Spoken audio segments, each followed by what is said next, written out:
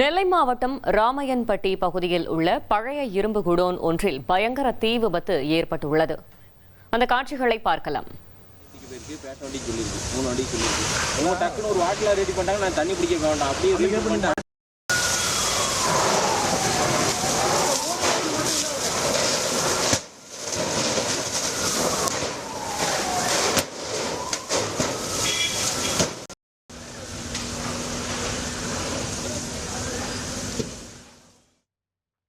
இதுகுறித்த கூடுதல் தகவலை செய்தியாளர் ராமசுந்தரம் வழங்கிட கேட்கலாம். ராமசுந்தரம், வணக்கம். தீ விபத்திற்கான காரணம் என்ன? அங்கு நிலை தற்போது எப்படி உள்ளது? நெல்லை டவுன் கோட்டையடி பகுதியைச் சேர்ந்தவர் சைமன். இவர் நெல்லை ராமையன்பட்டி அருகே ஒரு பழைய இரும்பு மற்றும் பிளாஸ்டிக் பொருட்களை பிரித்து விலை விற்கக்கூடிய கடை குடோன் ஒன்றை நடத்தி வருகிறார்.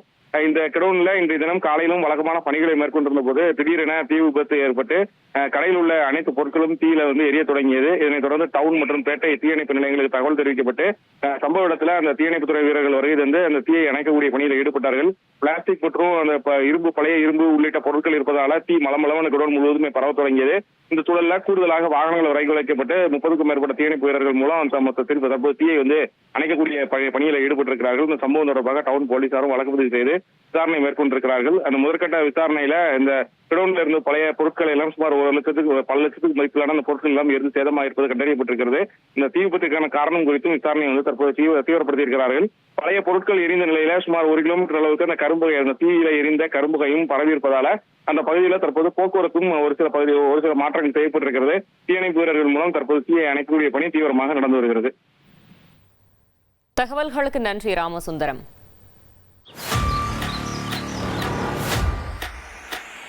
Make India great again. மக்கள் ஆட்சி அமையணும். மோடியினுடைய கேரண்டியை தான் மக்கள் நம்புவாங்க. வெற்றி கூட்டணி அமையும். எக்ஸ்பிரஸ் வேக செய்திகளில் இது இடைநில்லா பேருந்து.